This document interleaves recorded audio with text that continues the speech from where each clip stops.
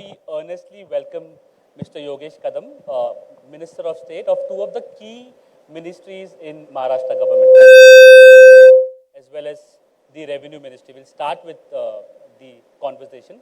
Firstly, sir, in this age of AI, deepfake videos as well, how does your government or you, part of that government, being the second junior home minister in Maharashtra, how do you plan to curb crime related to cyber crime? How do you plan to curb that? First of all, thank you for having me here.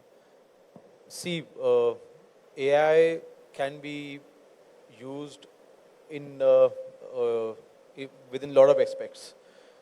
Cybercrime, we believe, our Honorable CM Sir has initiated this project. It's called Cyber Security Project.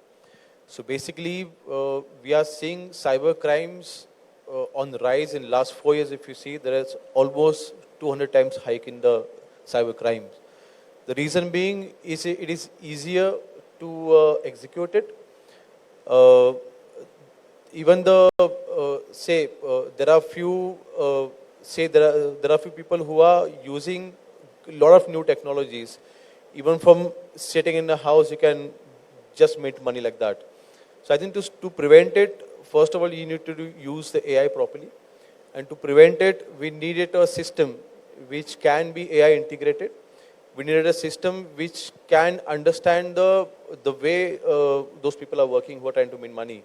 So I think this rising cybercrime, to fight this, Maharashtra government has initiated a project which is called Cyber Security Project. We have invested more than 1,000 crore in this project. It's in Mahape in Navi Mumbai.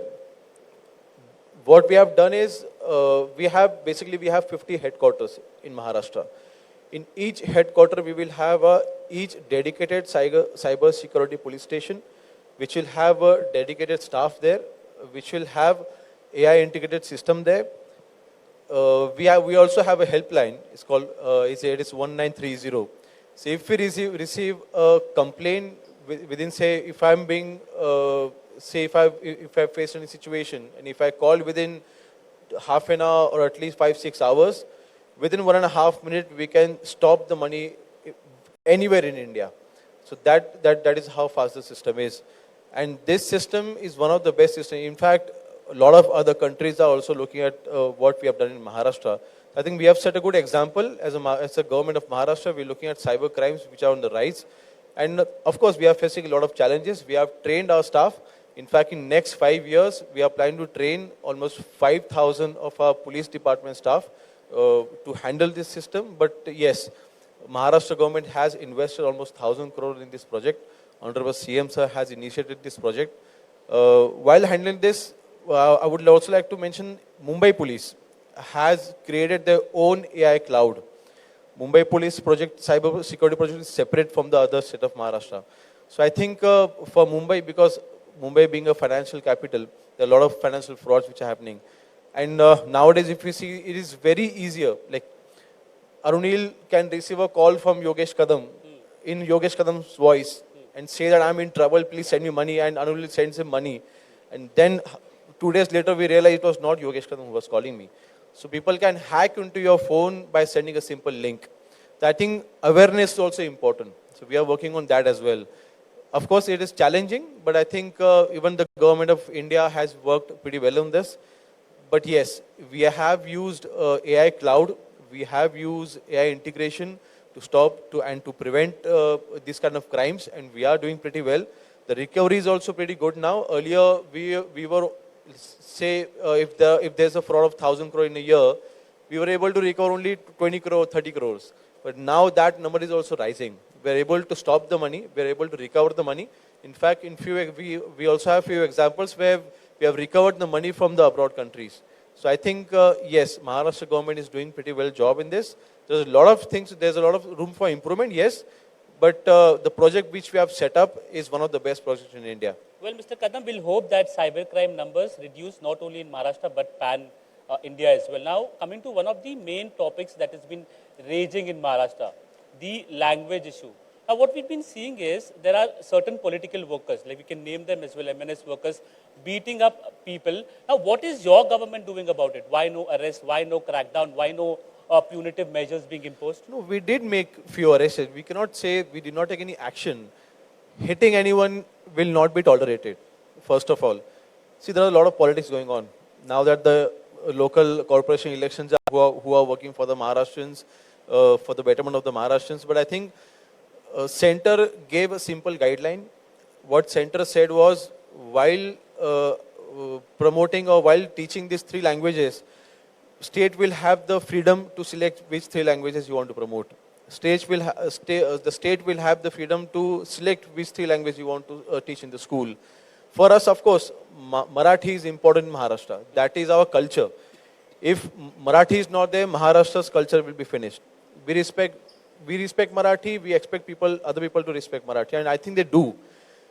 The second priority for us, after Marathi, we look at English as a second language to teach in the school. So Marathi is compulsory, English is the second language. Third language was given as an option by the central government. This is where the all issue had started. So center has not made it compulsory. Even state of Maharashtra did not make Hindi compulsory in any school. We only said one person should know at least three languages. That is the idea behind it. So I think Hindi is not a national language, but that is the most spoken language in India. So I believe there is nothing wrong in learning Hindi. What is going on is just the politics. And I think we have taken serious action against it. Of course, there are a few goons who are trying to, again, as I said before, they are trying to portray that they are the messiahs of the Marathi language. But that will not be tolerated. Yes, as a government, we respect Marathi, we protect Marathi. But this kind of behavior, of course, will not be tolerated. If we have any complaints, you go to police station, file a complaint, police will take an action on it. You cannot take law in your own hands. I think we have been very straightforward about that. Messiahs of the Marathi language. Now, there was a significant political development that shaped up in Maharashtra as well. Raj Thackeray, Uddhav Thackeray coming together. You are from Eknath Shinde's Shiv Sena. Jitters in your camp. Do you feel jittery about it? No, I don't think so. It is my personal opinion. Raj Thackeray ji will not go with Uddhav ji. If he goes with him, whatever politics he has left, that will also get over. That is my personal opinion. Uddhav ji now has joined Congress, not officially, but his party is with Congress. I think they have accepted Congress's ideology. Earlier, if you go 20 years back, Shiv Sena and Congress, they never got along. Our ideologies are completely different. Any Shiv Sainik or any person in Maharashtra cannot see Shiv Sena and Congress together. Raj Thackeray ji joining Uddhav ji is like joining Congress. So I think that is one thing why I'm 100% sure that Raj Thackeray ji will not join Uddhav ji. And we are 100% sure the ideology we are having, we face or we believe in same ideology. I strongly believe that he believes in development. Raj Thackeray he is a visionary person. He has never got the opportunity to deliver it, to prove himself. But I think, I remember I was 11-year-old when Shiv Sena came in the power for the first time in Maharashtra. His ideology, his vision of development was absolutely marvelous. I think if such a person is joined in Mahayuti, so of course we'll be more than happy to have him. That is his personal decision. So you're inviting Raj Thackeray to I'm a very small person to invite a big person like him, but as a young person, I would expect him to work with us. Why not? Okay, and you've seen basically you've worked under Eknath Shinde as the chief minister, who's your very own leader from your party. Now, Devendra Fadnavis ji is the chief minister. What is the difference? Are you noticing, like, you are the junior minister to Devendra Fadnavis ji as well in the home ministry? How do you share? What kind of a rapport you share with him? Any kind of intervention? Does he give you any kind of an advice? One thing what I like our CM sir is he has given us a lot of freedom to work. Make mistakes, that's fine, but learn from it and move on. That is his thinking. And that is working with him, sitting on the same table side by side with Devendra Fadnavis ji, a lot of leaders dream of this. I have got this opportunity. Of course, I'm trying to gauge, I'm trying to learn as much as I can from him. But he has given us freedom to work, and that freedom has given us confidence. That freedom has given us to deliver new ideas, and he's open to new ideas always. And he's easily accessible. Even if I message him right now, he'll reply within 5-10 minutes. That we have seen. That even you must have experienced that. So he's easily accessible, and that helps a lot. Whatever we are doing as an MOS, I hold 5 important portfolios. Revenue is there, rural development is there, FDI is there, food and civil supply is there, home is there with him.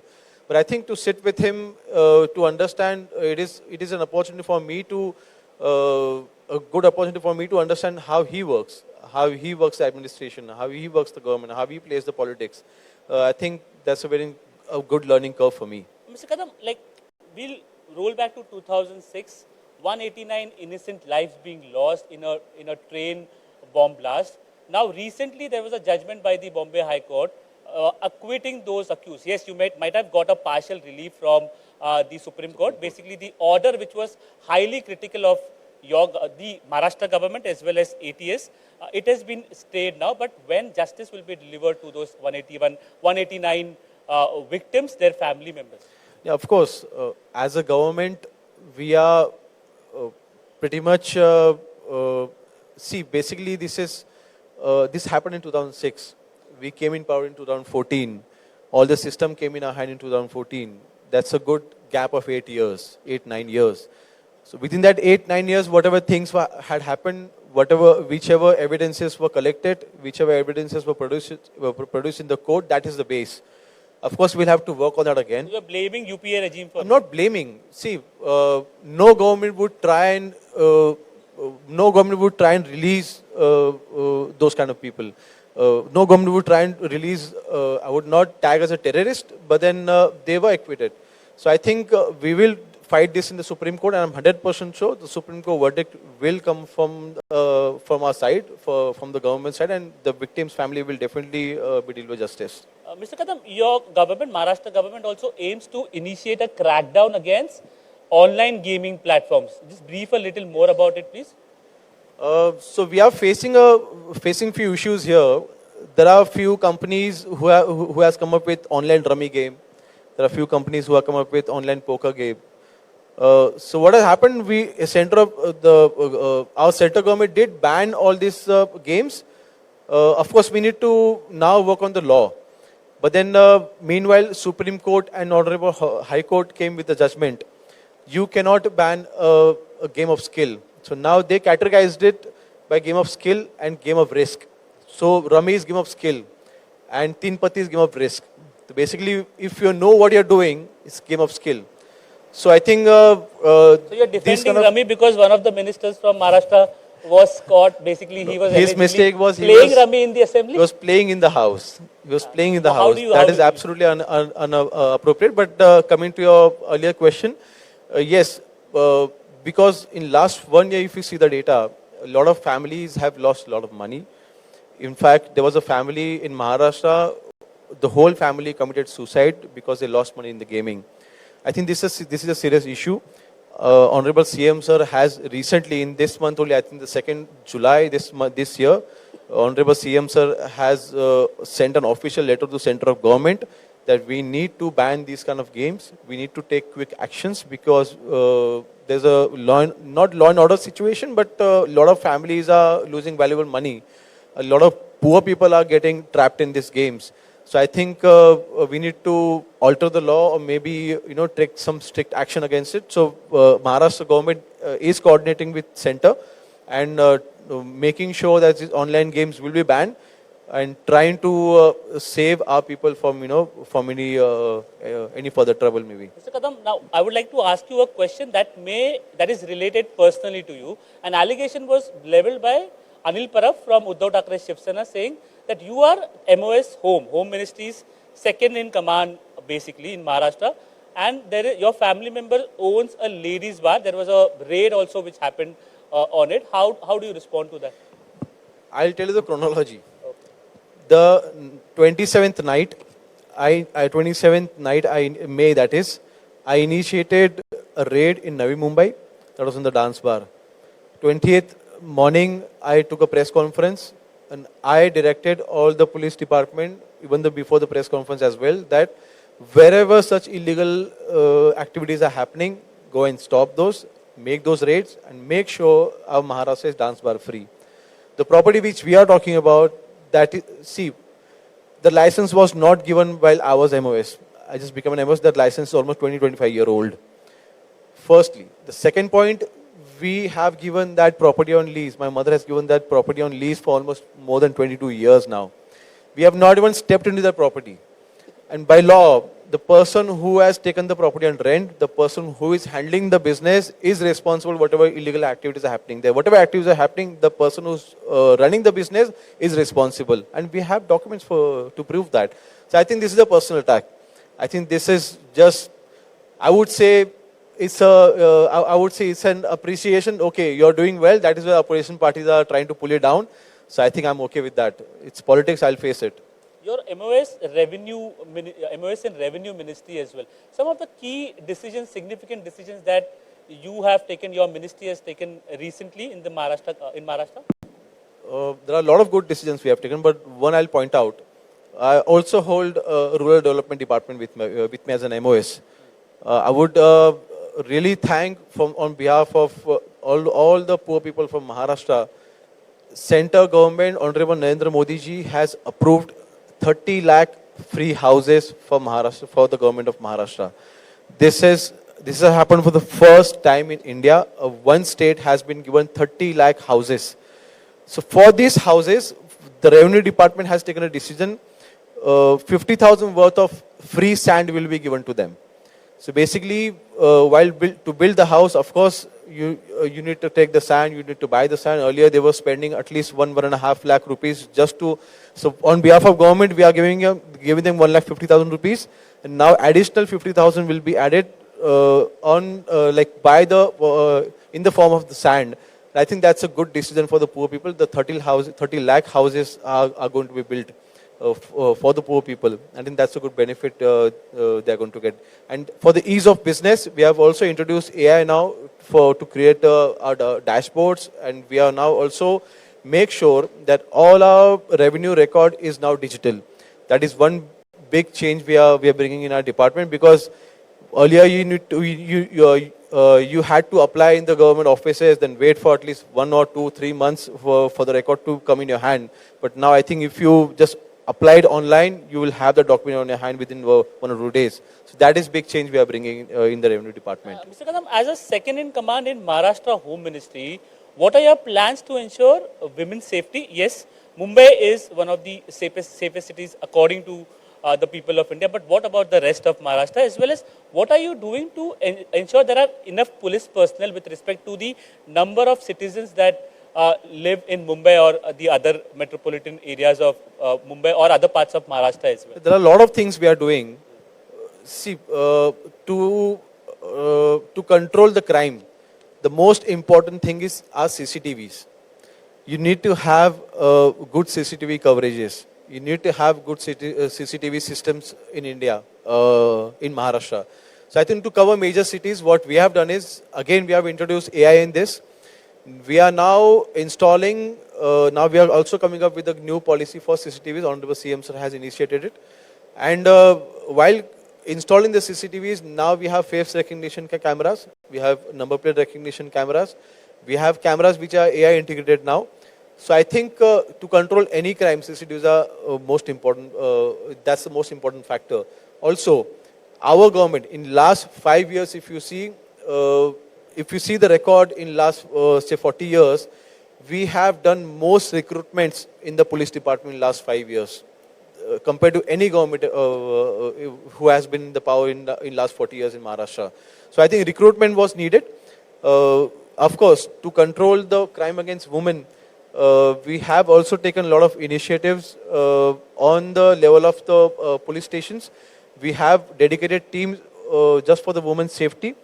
We have dedicated manpower just for the women's safety. We have dedicated system only for the women's safety. The women who are being the complaint when we receive that the lost complaint basically, we have also done few operations which have been successful. So say for example, in last 8 months, we were able to find almost 4,500 lost women, and we were able to find them. More than 1,000 women whom we found were not even on the record. So I think these kind of initiatives we are taking for the safety of women. And there are a lot of other activities we are doing, but these are one of the main things which we are doing. So my first question to you was about political violence, political aggression. Now, recently there was a case wherein a comedian, Kunal Kamra, he made some comments against your leader, Eknath Shinde. And your party workers basically ransacked the venue where the event was hosted. Firstly, there is obviously a criminal case that has been initiated against him by your government. What is the development on it? Because it was discussed in the recent assembly session. And do you feel this action, this hooliganism by your party workers at the venue was justified? The actions taken by our party workers were, of course, not appreciated. Of course, again, they took the law in their hand, which was not, of course, we would not suggest that, or we would not, any party leader would not suggest to do that. And action was taken against them. They were arrested the same night. Few of them were arrested from the home at 3 o'clock at night. So we did take the strict action, even though they were from our party. But then what Kunal Kamra did was also not, say, that was also not appropriate. You cannot insult freedom of speech, we understand, yes. Even I see a lot of comedy shows. Even I go for a lot of comedy shows being a young person. We also like comedy. I'm a big fan of Veer Das. Even I saw his episode last night only on Netflix. But what Kunal Kamra does, he continuously insults Honorable PM, sir. He continually insults respected politician from India. Insulting somebody like Rahul Gandhi is fine, but insulting in an inappropriate way. See, doing a comedy I can understand. When Balasaheb Thackeray was there, he was a cartoonist. He did a lot of cartoons on Sonia Gandhi ji, Rajiv Gandhi ji. But no complaints were filed against him. That was taken sportily. But what he does, he crosses the line, which law doesn't allow you. We need to understand the sentiments of people as well. You cannot disturb the sentiments. You mentioned about freedom of speech, freedom of expression. The government will decide. So what is that line of freedom of speech? Our constitution clearly mentions freedom of speech is absolute right till it does not affect someone else's freedom. It is very clear. If you are going to insult someone else's freedom, that is, you can, under the lines of freedom of speech, you cannot be insulting. See, this did not happen because he said something about our leader. This happened because he was continuously, you see his other comedy shows. He has been continuously saying rubbish about other politicians as well. This cannot be tolerated in Maharashtra. And this cannot be tolerated anywhere, in fact. So I think to run other parties, to run opposition's agenda, you cannot use your comedy shows. I think there's a thin line between that and you shouldn't cross it. Not crossing the line you mentioned. Now recently your government basically brought in a very significant bill, that is National Public Safety Bill. What does that mean is that the government will decide that this organization is an urban Naxal and it will be banned. There are mixed reactions to it. Many feel that if we are countering the government, we are questioning the government in a critical manner, we will be banned. So how do you respond to that criticism? No, so this law is absolutely misunderstood or by the opposition leaders. I think they are trying to portray that this law is against farmers. They are trying to portray this law is against workers or maybe even students. See, Maharashtra is not the first government to apply this law. We are the 5th state in the country. Why? Where did this concept come from? In 2006, the UPA government first time recognized the word LWE, that is left-wing extremist. So basically, the region, now in Maharashtra, Gadchiroli, then in Chhattisgarh, there are Naxalites. So before, I think if we go to 20 years back, we were only aware about the jungle Naxalites. But they came up with the concept of urban Naxalites. They had given a task to make sure every major cities in India is paralyzed. Every major cities should follow the CPI Maoist constitution because they believe in that. They do not believe in Indian constitution. They believe they have made their own constitution. It's a red book which they call. And they are following that constitution, and they are making sure that no government should run easily, no government should thrive, no government should be able to do any development. So they are coming up with such say activists, and they are trying to paralyze the constitutional government. I think that is where the problem is. That is urban Naxalite. We cannot let that happen. This is not to protect BJP government, or this is not to protect any other agenda, because other states who have who came up with this law are not run by the BJP government. They are run by the other parties in India. I think this is not the agenda we are holding here. We are absolutely assuring all the people in the Maharashtra this law will only be applied to the parties or to the people who are only connected to Naxalites. My final question to you, this conclave is about attracting business, getting like-minded people from the business field together. What Maharashtra government is doing to boost business, to attract business? You see, firstly, not because I'm in the government, but Honorable CM Sir has worked really hard on this. See, now, earlier, 20 years back, Maharashtra did not have a lot of competition from other states. But now Maharashtra has a lot of competition from other states. But still, we were able to attract the most numbers of FDI investment from, like within the India, Maharashtra is the most receivable, I would say friendly. And then Davos last year, we were able to attract almost 16 lakh crore worth investment in Maharashtra. That is the most number for any state in the history of India. So I think Maharashtra is business friendly. Holding the home department, again, we have ensured that no goons will trouble you. You come here, we will give you a free environment. We will give you a business free environment to work here, to do your setup, to run the business. We are definitely making sure that we will back your business. We'll make sure that you are given that freedom in Maharashtra.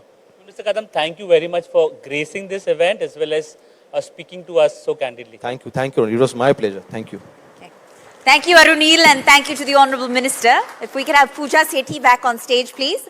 Sir, I ask that you please remain on stage for a moment longer. We'd like to felicitate you with a special token of our appreciation. I'd like to ask you to stand for a quick photo op so we can cherish the moment.